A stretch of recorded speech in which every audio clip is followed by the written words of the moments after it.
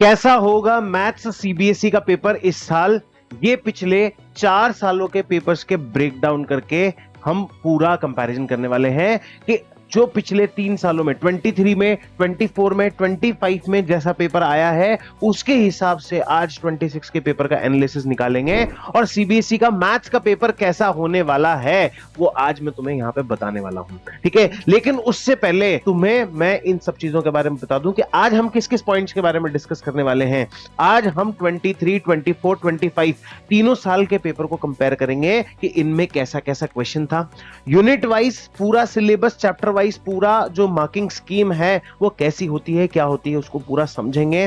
23 में क्या सबसे हार्डेस्ट था, 24 में क्या सबसे हार्डेस्ट था, 25 में क्या हार्डेस्ट था, क्या क्या इजी था, क्यों ये पेपर इजी था, क्यों पेपर हार्ड था, और उसके बिहाफ पे 26 का आज हम प्रिडिक्शन बनाने वाले हैं। और उसके साथ साथ तुम्हें लास्ट में एक ऐसा प्लान देने वाला हूं जिससे तुम इस 26 के पेपर के अंदर अपना स्कोर 95% से प्लस लेके आ सको। ये आज पूरी स्ट्रैटेजी रिवील करने वाला हूं तुम्हारे साथ, तो जल्दी से बिना देरी किए हुए इस वीडियो को हम देखते हैं। तो सबसे पहले हम पॉइंटर्स डिस्कस कर लेते हैं कि इस वीडियो के अंदर हम क्या क्या देखेंगे। 23, 24, 25 के जो पेपर हैं यूनिट वाइज कंपैरिजन है वो हम देखेंगे। कौन सा ईयर ओवरऑल हार्डेस्ट था और क्यों था, ठीक है, कैसे था और कौन सा इजीएस्ट था उसके बारे में बात करेंगे। 26 में जो नया एग्जाम पैटर्न आया है वो क्या है, उसका मतलब क्या नाम से डिफिकल्टी लेवल कैसा है क्या नहीं है, कहां पे आपको ज्यादा मेहनत करनी चाहिए जिससे आप क्विकली मार्क्स कर सको, और पूरा प्लानर बना के दूंगा जिससे क्या कर सको तुम 95% मार्क्स लेके आ सको। तो बिना देरी किए हुए जल्दी से आगे चलते हैं। तो समझो, सबसे पहले हमें इस यूनिट वाइज डिस्ट्रीब्यूशन को समझना बहुत जरूरी है। ईयर 2026 के अकॉर्डिंग, मतलब सीबीएसई के अकॉर्डिंग ईयर 2026 के अंदर आपका जो नंबर सिस्टम है वो कितने मार्क्स का रहने वाला है? 6 मार्क्स का रहने वाला है। अलजेब्रा 20 मार्क्स का, ज्योमेट्री, कोऑर्डिनेट ज्योमेट्री 6 मार्क्स की, ट्रिग्नोमेट्री 12 मार्क्स की। अब नंबर सिस्टम के अंदर आपका सिर्फ चैप्टर नंबर 1 आ गया है ना। अलजेब्रा के अंदर आपका चैप्टर नंबर 2 आ गया, 3 आ गया, 4 आ गया, 5 आ गया, मतलब polynomial, pair of linear equation, quadratic equations and जो आपका अरिथमेटिक प्रोग्रेशन वो कंप्लीट आ गया। चैप्टर नंबर 7 यहां पे कंप्लीट हो जाता है। चैप्टर नंबर 8 और 9 दोनों मिला के आपके 12 मार्क्स के होने वाले हैं, मतलब ट्रिग्नोमेट्री जो है चैप्टर नंबर 8 और 9 एप्लीकेशन ऑफ ट्रिग्नोमेट्री दोनों 12 मार्क्स के होने वाले हैं। ज्योमेट्री की अगर मैं बात करूं, ज्योमेट्री के अंदर ट्राइंगल्स और जो आपका क्या नाम से सर्कल्स चैप्टर है ये दोनों यहां पे कवर होते हैं। आपका मेंसुरेशन में मतलब area related to circles, area related to circles और सरफेस एरिया एंड वॉल्यूम्स, ठीक है, ये दोनों चैप्टर जो हैं यहाँ पे 10 मार्क्स के बनने वाले हैं। एक चैप्टर 5 नंबर का होगा और दूसरा चैप्टर मतलब वही 5 6 4 5 6 4 इसी पैटर्न पे रहने वाला है, ठीक है। और जो सबसे इजी चैप्टर है स्टैटिस्टिक्स एंड प्रोबेबिलिटी वो कुल मिला के 11 मार्क्स का रहने वाला है।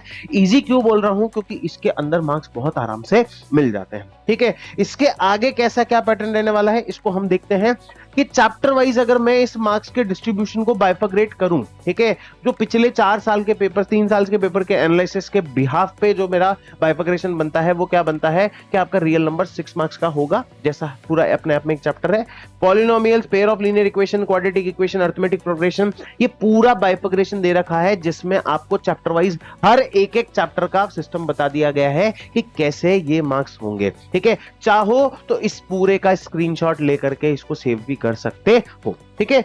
आगे अगर मैं बात करूं कि जो पेपर था 23 में, 24 में, 25 में वो कैसा था, कहां से लेंदी था, उसको समझना बहुत जरूरी है, क्योंकि इससे पहले तक की इंफॉर्मेशन आपके पास बहुत भंडार मिल जाएगा, लेकिन ये एनालिसिस जो है ये एनालिसिस बहुत मुश्किल से मिलता है, ठीक है। अगर मैं बात करूं किसके अंदर, अलजेब्रा के अंदर, ठीक है, जो आपके अराउंड 20 मार्क्स की होती है। अलजेब्रा के अंदर जो लीनियर इक्वेशन थी 23 में मतलब थोड़ी सी ट्रिकी थी, और मैं बताऊं 23 का जो पेपर था वो सबसे हार्डेस्ट पेपर था, ठीक है। इसके बारे में आगे भी रिवील करूंगा कि कैसे 26 का पेपर रहने वाला है, कैसा तुम्हारा 26 का पेपर रहने वाला है, लेकिन अभी के लिए मैं तुम्हें बता देता हूं कि 23 का जो पेपर है वो सबसे हार्डेस्ट पेपर था अभी तक का।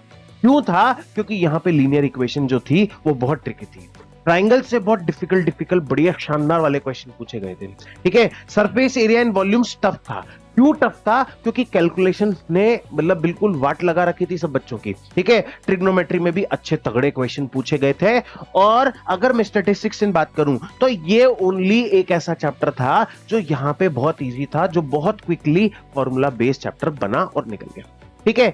अब अलजेब्रा के अंदर अगर मैं 24 में बात करूं तो 24 में डायरेक्ट फॉर्मूला पूछे गए थे, ज्यादा कोई एप्लीकेशन नहीं पूछी गई थी, ठीक है। ज्योमेट्री के अंदर डायरेक्ट बीपीटी, जो बेसिक प्रोपोर्शनैलिटी थ्योरम, जिसके बारे में मैं नहीं हर टीचर बोल रहा है कि भाई बीपीटी को पढ़ लो, बीपीटी को पढ़ लो, बीपीटी को पढ़ लो, क्योंकि बेटा एक फाइनल क्वेश्चन जो तुम्हारा सबसे बड़ा क्वेश्चन बनता है वो बीपीटी प्लस बीपीटी पे बेस्ड एक क्वेश्चन, या बीपीटी के साथ कन्वर्स ऑफ बीपीटी का स्टेटमेंट, तो वो एक क्वेश्चन है जो इस साल भी आने के अगेन चांसेस हैं।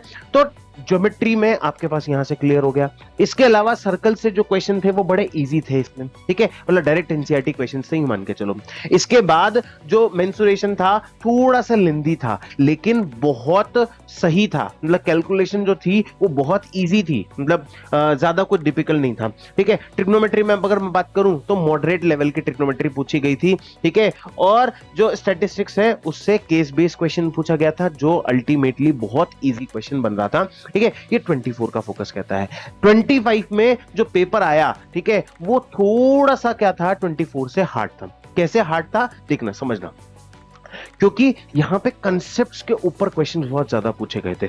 जब लास्ट ईयर का पेपर जब हमने एनालिसिस किया था तो उसमें कंसेप्ट्स पे घुमा घुमा के बहुत सारी बात की गई थी, ठीक है। इसके अलावा ये जो ज्योमेट्री थी इसमें जो लेंथ थी क्वेश्चंस की वो बहुत ज्यादा थी, मतलब अगर क्वेश्चन तुमसे पूछा गया है तो क्वेश्चन को सीधा डायरेक्ट नहीं पूछा गया, घुमा फिरा के उस क्वेश्चन को पूछा गया, तो इसके अंदर ये चीज एक बड़ी प्रॉब्लम यहां पे, ठीक है, हो रही थी। इसके अलावा मेंसुरेशन के अंदर specially area related to circles के अंदर एक क्वेश्चन ऐसा था जिसका फिगर जो है बच्चों ने सोचा नहीं था कि ऐसा कुछ आ जाएगा। जो बच्चा तैयार था उसने तो उसको कर लिया, लेकिन जो तैयार नहीं था, जो प्रिपेयर्ड नहीं था, जो एक्स्ट्रा कुछ क्वेश्चंस नहीं करके गया था, उसको यहां पे थोड़ी सी दिक्कत आई, ठीक है। ट्रिग्नोमेट्री के अंदर जो एप्लीकेशन बेस्ड क्वेश्चंस अगर मतलब थे, ठीक है, जैसे एप्लीकेशन ऑफ ट्रिग्नोमेट्री के ऊपर 2-3 क्वेश्चन पूछे गए थे। इवन पिछले साल एमसीक्यूज में तक भी एप्लीकेशन के क्वेश्चन थे, मतलब क्या नाम से एप्लीकेशन ऑफ ट्रिग्नोमेट्री के क्वेश्चंस थे, ठीक है। इसके अलावा स्टैटिस्टिक्स में थोड़े से क्वेश्चन बड़े अच्छे पूछे गए थे और प्रोबेबिलिटी जो थी वो सारी एमसीक्यू और 2 नंबर में ही घुमा करके रख दी थी। तो ये बेसिकली क्या है, पिछले 3 सालों का जो कंपैरिजन है पेपर का वो ये है। अगर मैं इसका ओवरऑल क्रक्स निकालूं तो 23 के अंदर जो पेपर था वो सबसे हार्डेस्ट पेपर था, ठीक है। अब तक का सबसे हार्डेस्ट, अगर मैं तीनों साल को कंपेयर करूं, सबसे हार्डेस्ट पेपर था, ठीक है। अगर मैं उसके डिफिकल्टी लेवल की बात करूं तो 40% इजी पेपर था, 40% मॉडरेट पेपर था और 20% डिफिकल्ट पेपर था। जबकि अगर तुम देखो 24 और 24 सबसे इजीएस्ट था, ठीक है। अब 24 के अंदर 50% जो पेपर था वो कैसा था, मतलब बहुत इजी था, 40% मॉडरेट था और 10% बहुत डिफिकल्ट था। मतलब वही है कि एक जो सीबीएसई क्वेश्चन पेपर बनाता है ना बेटा, सबसे पहले तो वो इजी क्वेश्चंस को ढूंढते हैं, ठीक है, फिर वो क्या करते हैं, मॉडरेट क्वेश्चंस को देखते हैं, फिर उसमें से ना हार्ड क्वेश्चंस को देखते हैं।